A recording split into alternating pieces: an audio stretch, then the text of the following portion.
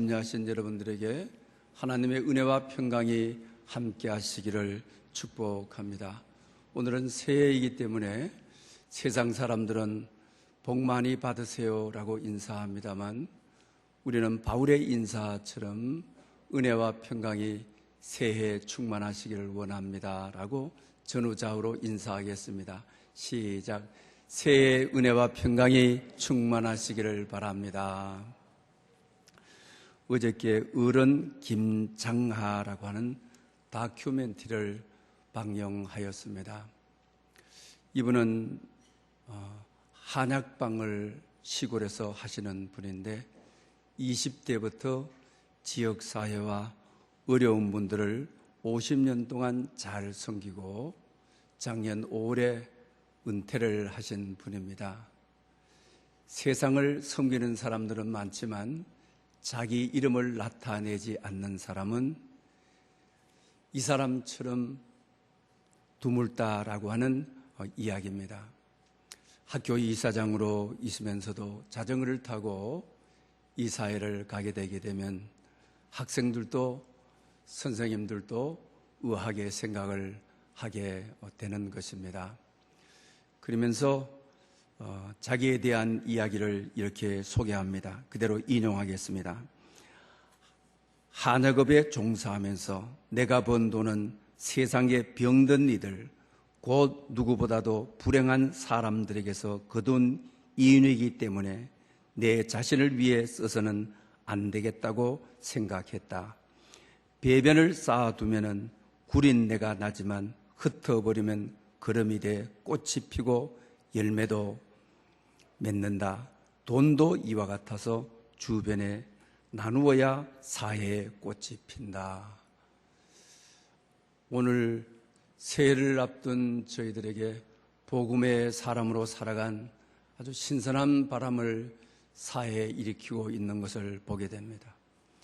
자기가 도와준 분들이 행정고시를 합격하고 사법고시를 합격을 하고 공인회계사가 되고 그리고 나서 자기 자신에게 인사로 왔을 때 지금 현재 헌법재판관으로 있는 분이 이렇게 말을 했습니다.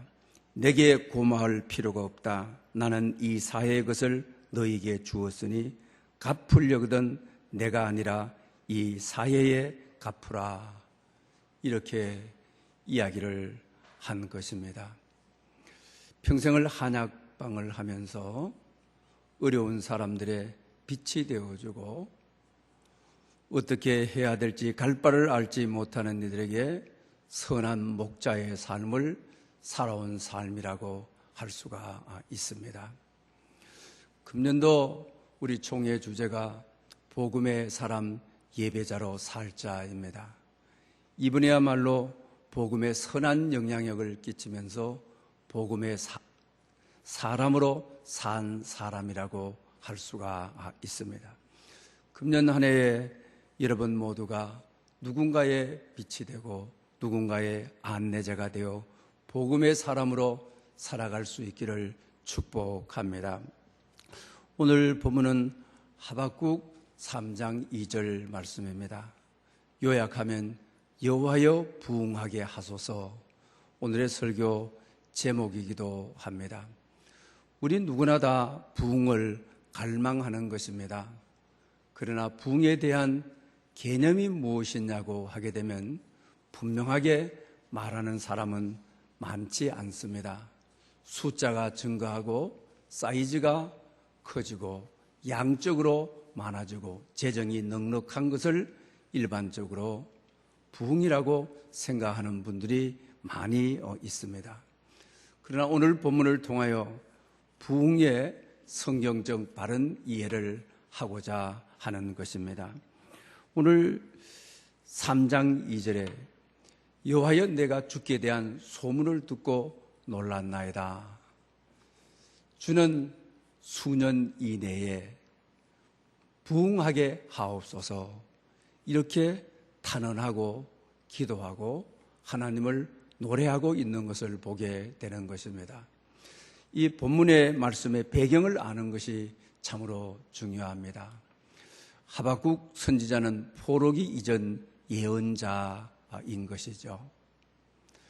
그런데 남한국은 이제는 풍전등하가 되어서 바벨론에게 포로로 잡혀가도록 되어 있습니다.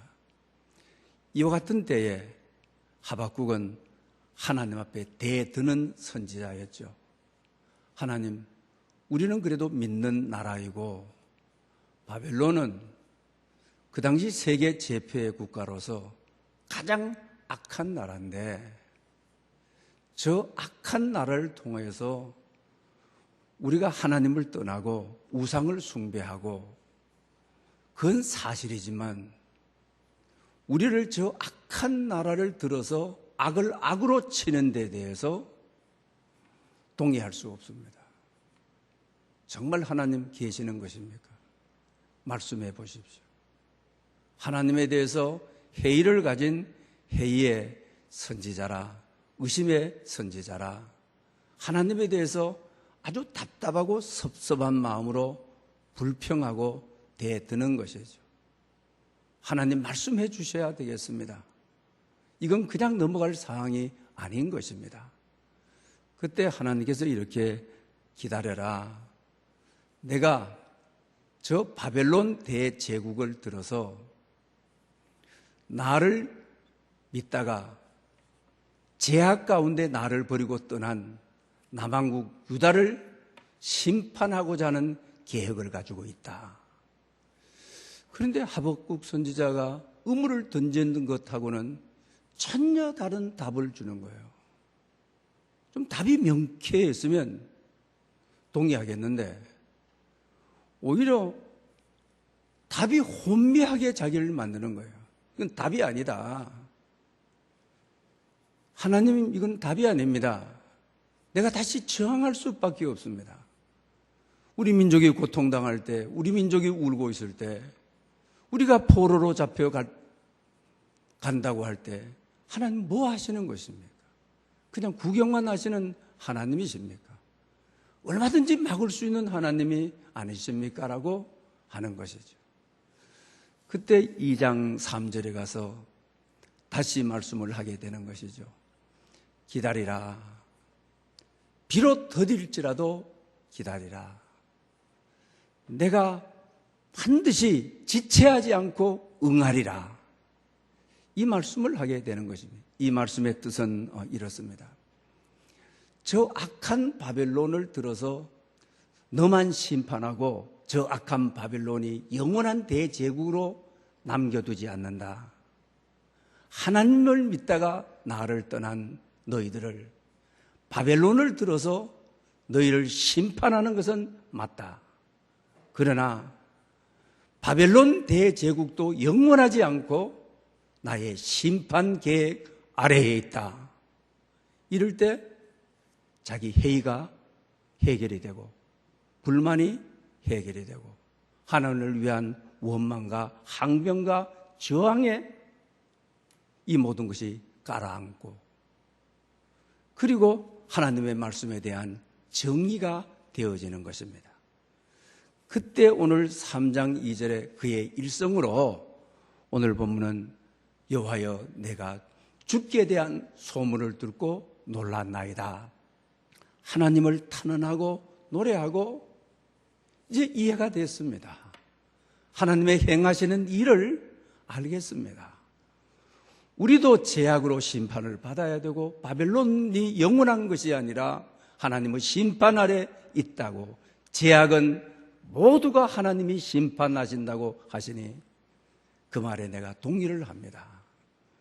그리고 이제 지금부터는 하나님을 회의적으로 바라보지 않겠습니다.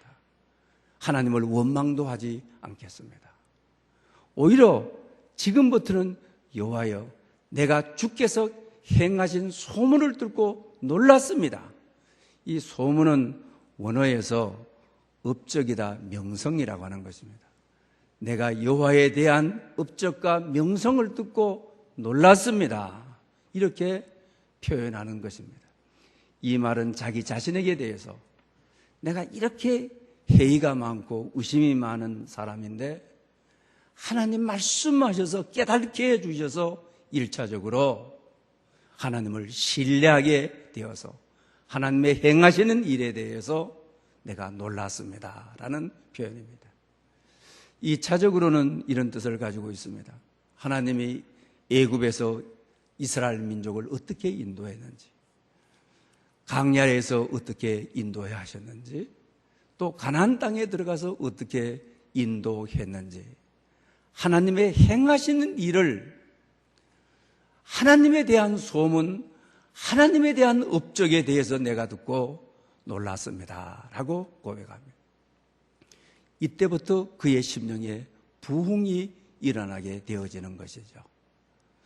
우리 심령의 부흥은 하나님에 대한 의문이 해결될 때, 내 인생의 현재에 당면하고 있는 모든 문제에 대해서 하나님에 대한 항변이 해석될 때, 이때부터 내 마음의 부흥이, 내 영혼의 부흥이 일어나게 되어지는 것입니다.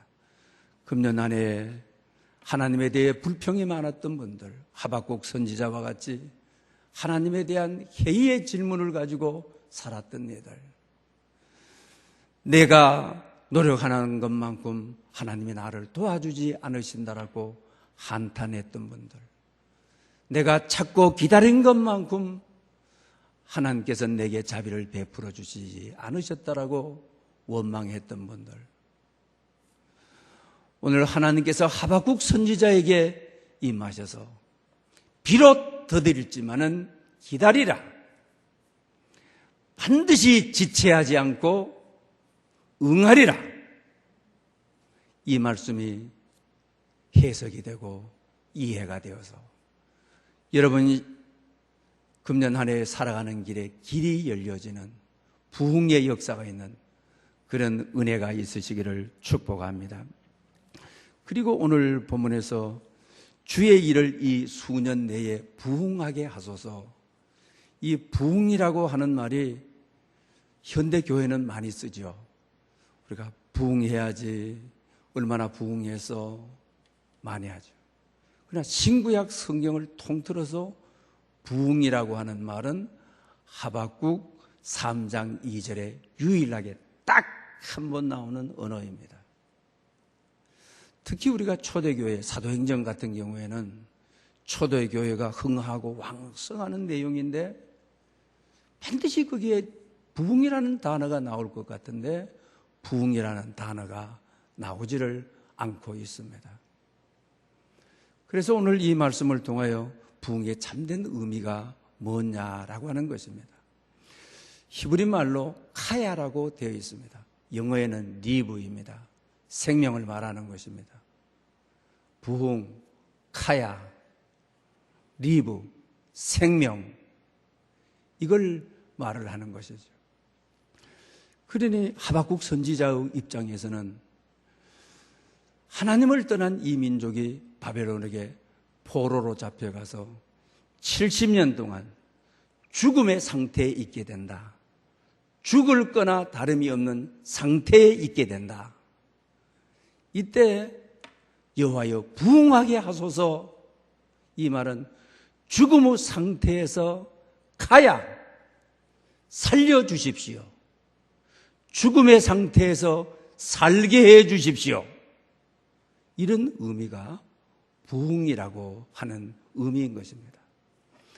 감기 몸살로 한 일주일, 2주일 끙끙 앓다가 약 먹고 일어나는 이런 상태에서 가야 부흥이라고 쓰지 않았다고 하는 것입니다. 요새 코로나가 유행합니다.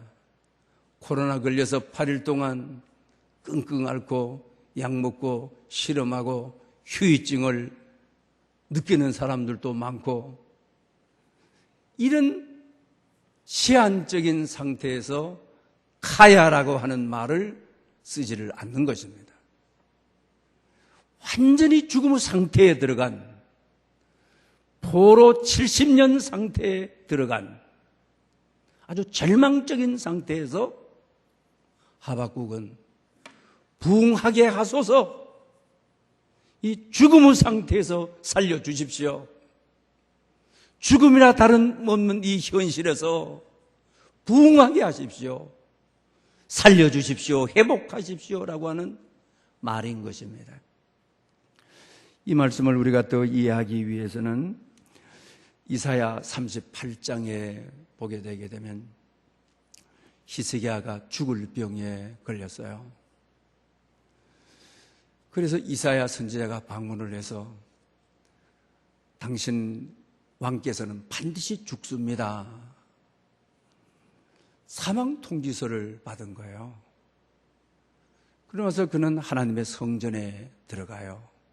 벽을 바라보면서 통곡하면서 우는 것이죠. 그러면서 우리 마음을 아프게 한 그의 기도가 거기에 실려 있는 것을 보게 돼요. 주여, 사람이 사는 것은 이에 있고 심령의 생명도 온전히 거기에 있사오니 원하건대 나를 치료하시고 살리시옵소서가 가야 나를 부흥케 하여 주시옵소서, 이 말이거든요. 오늘 이 시대에 많은 어려움 때문에 코로나로 말미암아 직장이 문을 닫고 죽어가는 거죠. 가정이 위험한 위치에 놓이고 일터가 오늘을 문 닫을지 내일을 문 닫을지, 오늘 우리 사회에도 편만해 있는 것이 과연 회복이 될까? 이대로 점점 죽어가는 것은 아닐까? 이런 두려움이 벼랑 끝에 선 것처럼 삶의 위험을 느끼는 이들이 많이 있는 것이죠.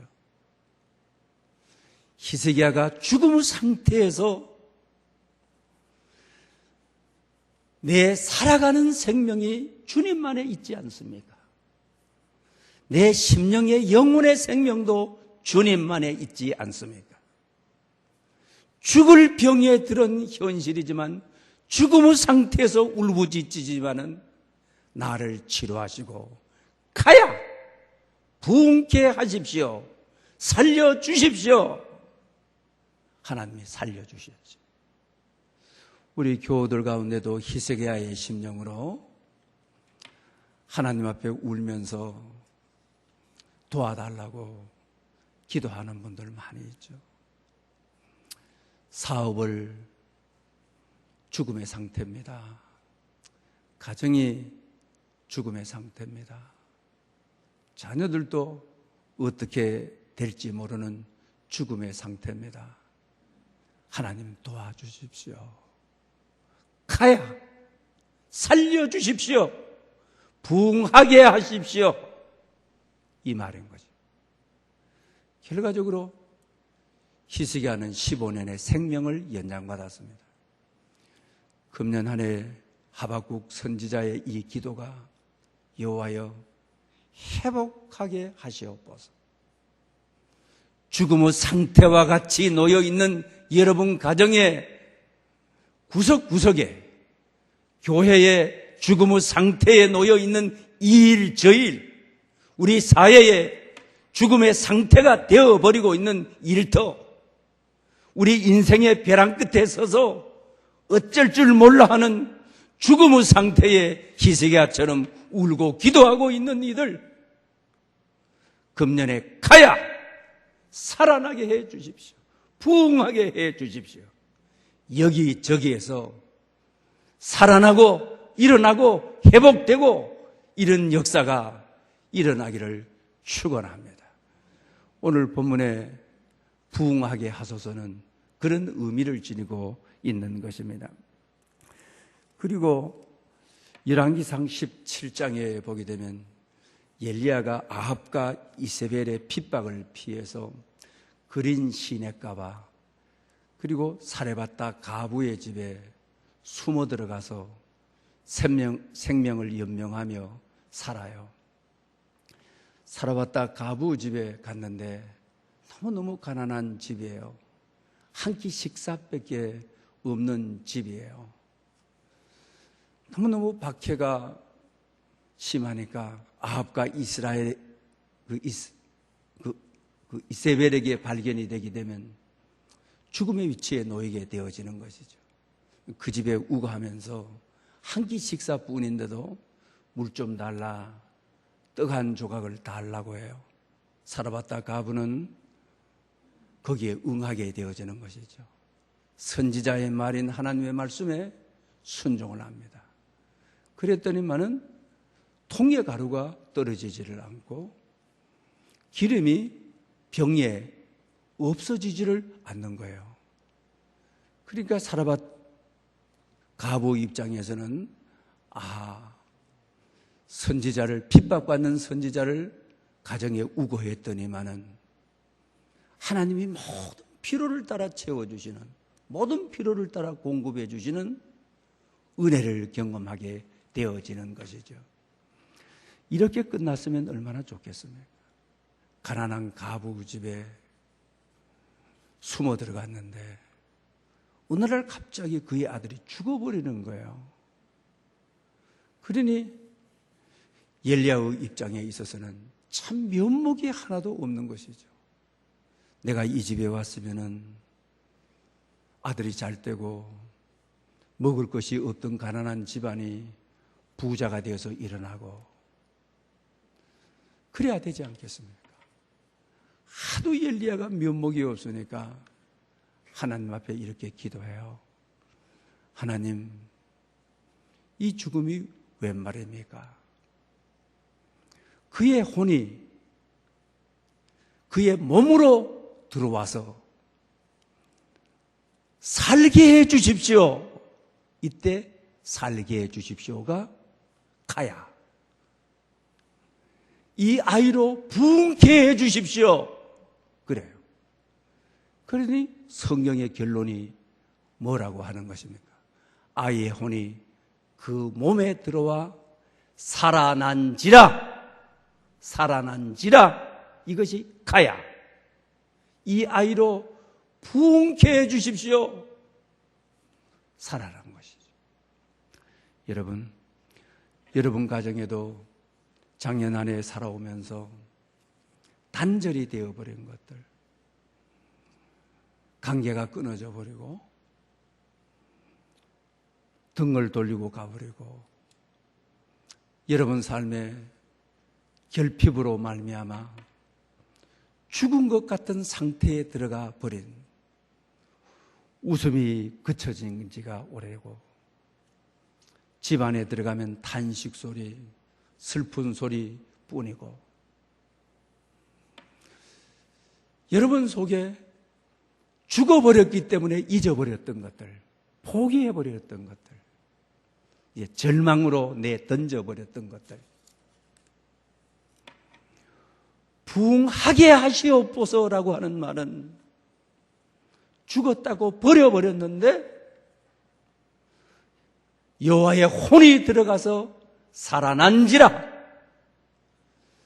관계가 끊어졌던 것들, 여러분 삶에 가장 절망스러웠던 것들, 여러분 삶에 가장 아팠던 것들, 회복이 불가능하다고 생각했던 것들, 금년 한 해는 살아난지라 부흥하게 하시옵소서. 가장 절망 상태에서, 죽음의 상태에서 부흥이라고 하는 것은 살리는 것, 일어나는 것, 이것이 부흥인 것입니다. 이때 쓰는 말이 부흥하게 하소서. 아무렇게나 쓰는 부흥은 붙이는 말이 아니라고 하는 것입니다. 여러분 안에 있던 가장 슬픔, 가장 절망, 가장 아픔, 하나님께서 회복시켜 주시는, 다시 살려주시는, 다시 일으켜주시는, 다시 채워주시는, 다시 세워주시는 그런 놀라운 은혜가 여러분에게 있으시기를 축복합니다. 아모스서를 읽어보게 되게 되면 산다고 하는 말이 아모스 선지자를 통하여 북왕국을 심판하시겠다, 이 메시지를 전하는 건데 5장 4절 6절에 보게 되면 이 말씀을 하시죠. 나를 찾으라. 그러면 너희가 살리라. 너희가 하나님을 찾으라. 그러면 너희가 살리라. 너희가 살리라 할 때 산다라고 하는 말이 가야 부흥하게 되리라, 일어나게 되리라, 다시 살게 되리라. 나라가 심판이 예정되어 있지만은 나라가 다시 재건되고 일어나리라. 이런 말씀이 가야 부흥이라고 하는 사실입니다. 오늘 우리 시대에 하나님을 만나지 못해서 죽음의 상태가 되어버리는 것들 참 많죠. 여러분들 노력하고 노력해도 성취되지 않는 것들, 힘쓰고 애를 써도 손에 잡히지 않는 것들, 정말 바라고 소망했는데 눈에 보이는데 만지게 되게 되면 내 것이 되지 않는 증거가 없는 것들, 왜 그렇습니까? 너희가 나를 찾으라. 그러면 너희가 살리라. 너와 멀어졌던 것들, 관계가 끊어졌던 것들, 나락에 떨어졌던 것들 부흥하게 되리라. 다시 살아나게 되리라. 다시 회복하게 되리라. 금년 한 해 여러분의 삶의 구석구석에, 여러분의 직장에, 여러분의 가정에, 여러분 자녀들에게, 그리고 우리 교회에게도 부흥하게 되리라. 살아나게 되리라. 이런 은총이 충만하시기를 축원합니다. 마태복음 14장에 보게 되게 되면 예수님 없이 제자들이 항해를 해요. 그런데 풍랑이 너무 심해서 이 풍랑과 맞싸워서 도저히 이길 수가 없어요. 그래서 그들은 절망을 느껴요. 그러다가 밤 사경이 되었다고 했죠. 그 유대 민족은 우리가 시간을 계산할 때 저녁 6시부터 다음 날 새벽까지를 하루로 계산해 가는 것이죠. 그런데 우리는 아침부터 계산을 하잖아요. 사경이라고 하는 말은 이 12시간을 4등분하게 되게 되면 사경이 언제입니까? 새벽 3시부터 새벽 6시까지죠. 밤새도록 풍랑하고 싸우다가 다 소진해버렸어요. 힘을 덜 쓸 수가 없어요. 영적으로 밤 사경인 것이죠. 우리는 내 힘을 다 써버리게 되면 죽었다고 생각하지만 내가 죽을 즈음에, 내 힘이 소진될 즈음에 하나님이 일하시는 시간이죠. 하나님이 역사하시는 시간이죠. 밤 사경이야말로 하나님께서 부흥을 일으키는 시간인 것이죠. 그래서 밤 사경에 정말 주님이 나타나셨어요. 자기네 힘으로는 배를 안전하게 할 수가 없어요. 그때 주님께서 하시는 말씀이 두려워하지 말라, 나니 안심하라. 얼마나 놀라운 일이 일어난 거예요. 여러분 인생의 영적으로 밤 사경이다. 오늘의 교회가 밤 사경에 놓여 있다. 오랜 코로나, 오늘 시대적으로 국민들을 향하여 호의적이지 않는 교회, 오랜 코로나 시대를 거치면서 반사회적으로 낙인이 찍힌 교회, 어쩌면 우리가 생각할 때는 교회도 영적인 밤 사경이다. 어떻게 우리가 살아나야지? 어떻게 교회가 다시 일어나야지? 이런 아픔을 우리가 다 가지고 있는 이들이죠.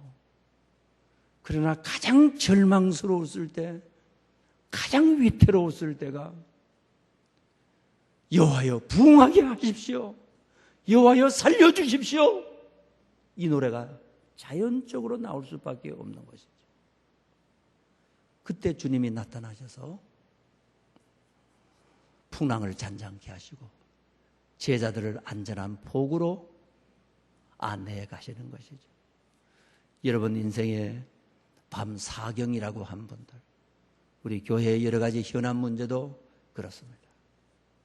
영적으로 밤 사경을 맞았다고 했을 때 절망하기 쉽고 주저앉기 쉽지만 그 시간에 하나님이 일할 때라, 그 시간에 하나님이 찾아올 때라, 그 시간에 하나님이 부흥케 하실 때라, 죽은 상태에서 살리는 것이, 이것이 부흥, 가야이기 때문에 오늘 이 시대는 부흥이 필요합니다.